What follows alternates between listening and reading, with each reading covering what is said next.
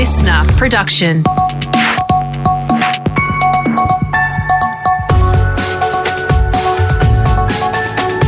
Australia Today's Morning Agenda with Natasha Belling. Good morning. Thanks for your company. Let's check what's making headlines this Tuesday, the 5th of October. A boost for Australia's fight against COVID, with the Prime Minister set to announce a major deal today to buy supplies of a groundbreaking antiviral drug. Australia will purchase 300,000 courses of the pill used to treat severe COVID. If approved by the TGA, molnupiravir would be the first oral treatment for COVID in Australia. It's been shown in US trials to halve deaths and hospitalisations if taken within 5 days of symptoms. Experts say Melbourne's recent violent protests were super spreader events, leading to a spike in new COVID cases in Victoria. The Herald Sun is reporting health authorities say one young man who attended the rally didn't even know he was COVID positive until he had a rapid antigen test in an ambulance on his way to hospital after becoming seriously ill. Concerns are growing as many at the demonstration did not wear masks and no one was checking in with QR codes, making the protesters hard to trace. Victoria yesterday recorded 4 more deaths and 1,377 new COVID infections. Epidemiologist Professor Nancy Baxter says half of the new cases are people under the age of 30. It just shows how much we need to focus on that younger group in terms of getting them vaccinated and getting them vaccinated before we open up. Because, when we open up, again, the case numbers are going to increase. And if there's a lot more COVID in the community, it's going to find unvaccinated people. And unfortunately, that's, primarily people under 30 right now. Meantime, Victoria is changing how it lists exposure sites, with Tier 2 sites removed from the health website as contact tracers battle to keep up with rising case numbers. To South Australia now, and COVID restrictions have been introduced for Mount Gambier, Wattle Range and Grant Council areas after claims a COVID-positive woman misled authorities.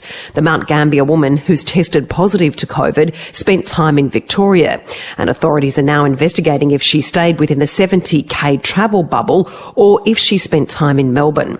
And another case has been detected in South Australia with a COVID-positive truck driver in his 30s from Victoria travelling into the state on Saturday night. Chief Health Officer Professor Nicola Spurrier says they're working to track his movements. We have one public exposure location at this stage, which is on the run at Port Augusta, and that includes both the petrol station and the truckie lounge.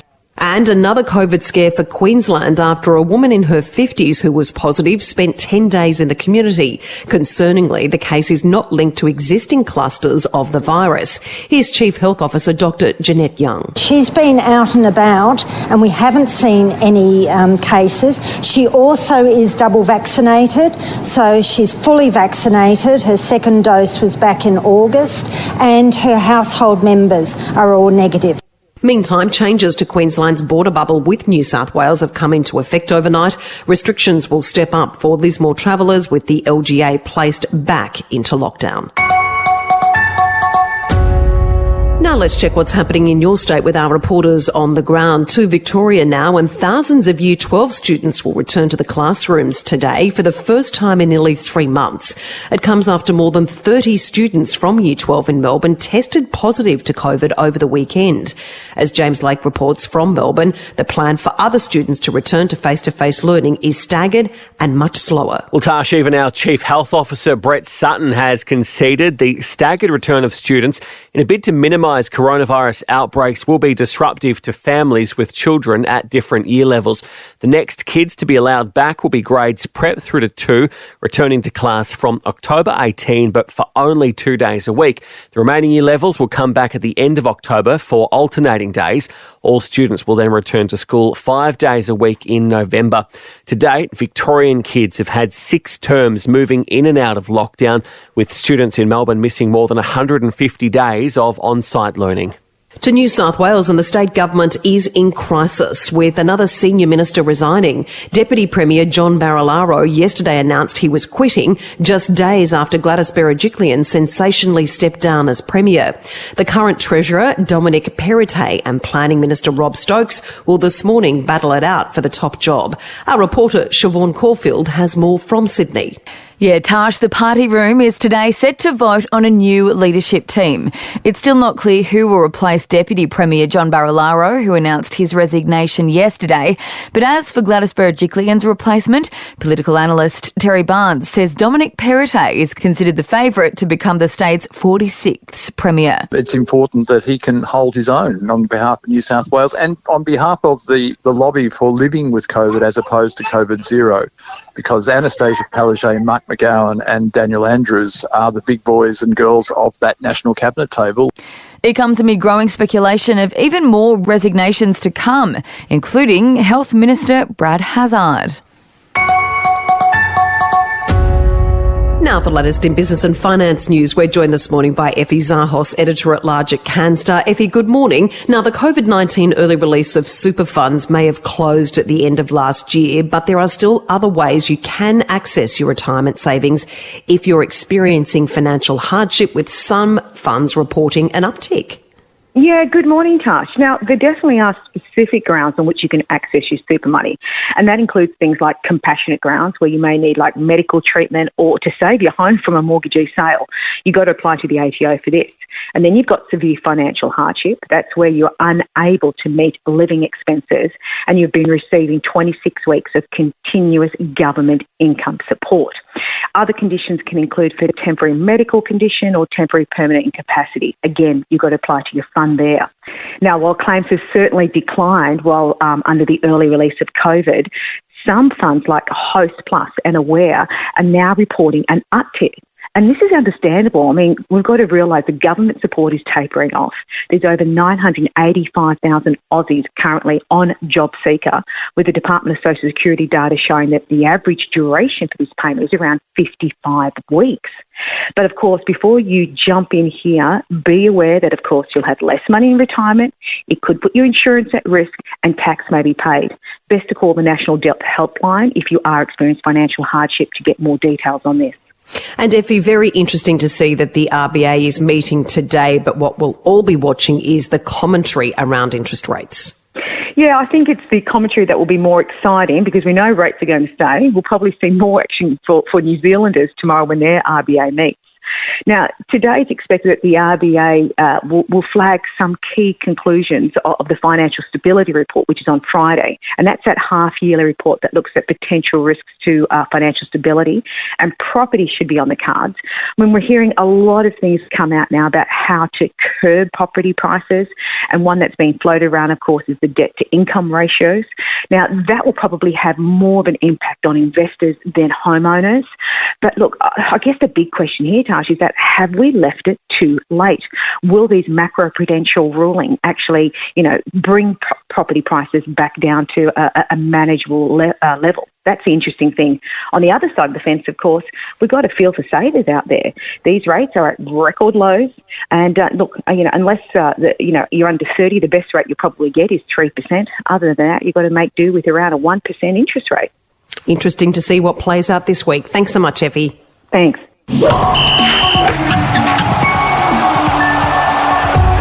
Time for sport now with Brett Thomas. And Brett, will find out this week if the Ashes are still going ahead this summer. Yes, good morning, Tash. That's right. The first test is due to get underway December 8 at the Gabba, but we're not sure if it will go ahead at this stage because the England and Wales Cricket Board is meeting this week to decide whether to send the team to Australia. There's a lot of hesitation in the English camp. In fact, Captain Joe Root has previously suggested that players might stay home if families can't travel with them. I do have to feel for the English players a little bit in that they have travelled a lot in recent years and had to live under strict quarantine conditions, so they're desperately like to have their families with them. On the other side of that, Cricket Australia and the Australian government have a tough decision to make, of course, because they would be treating those players differently than the general public. So that is a big decision this week for the England and Wales Cricket Board. Fingers crossed the Ashes go ahead, but who comes out to Australia is a different question. Yeah, indeed, Brett. And the Premiership party continued last night for the mighty Panthers, but one of their stars will have to cut celebrations short to have surgery. Yes, they were partying last night at a Sunshine Coast pub. I dare say Nathan Cleary will just have to slow up on his celebrations, though, because he is booked in this week for a shoulder reconstruction. Now, this was the shoulder that he partially dislocated playing in the Origin series back in late June. So played through enormous pain for a number of months, and obviously it worked out for him. The Clive Churchill medalist is best of field in that thrilling grand final win over South Sydney, and his teammate Brian To'o says that he showed tremendous courage. Just showed, what kind of player Nat is, and he's a massive inspiration to us all, and he's the heart and soul of this team. And in some other big news coming out of the NRL, they've landed a big deal with Foxtel to expand the competition to 17 teams.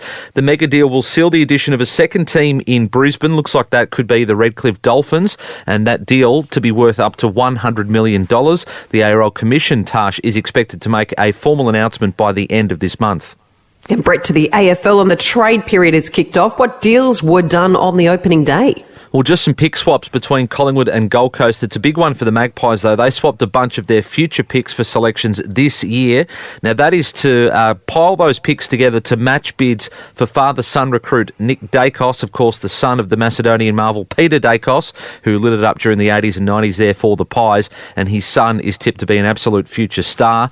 Now, former Saints champ Lee Montagna has told us that a Dogs big man wants to switch to the Blues. The news today was Lewis Young, the other backup ruck defender for the Western Bulldogs, has requested a trade to Carlton. The Kangaroos offered the Tigers a future third-round pick for Callum Coleman-Jones, and the Cats knocked back pick 27 from Freo for Jordan Clark. So not a lot of movement yesterday, but generally the deals get done later in the trade period, and we've got 9 days of that left, Tash. Brett, thank you. Thanks, Tash.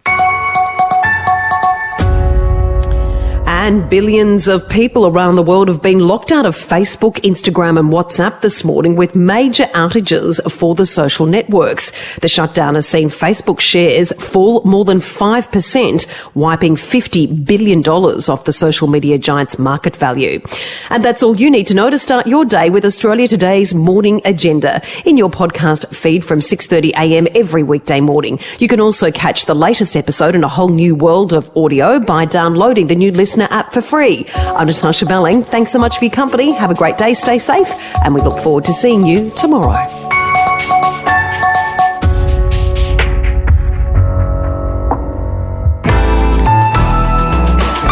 Listener.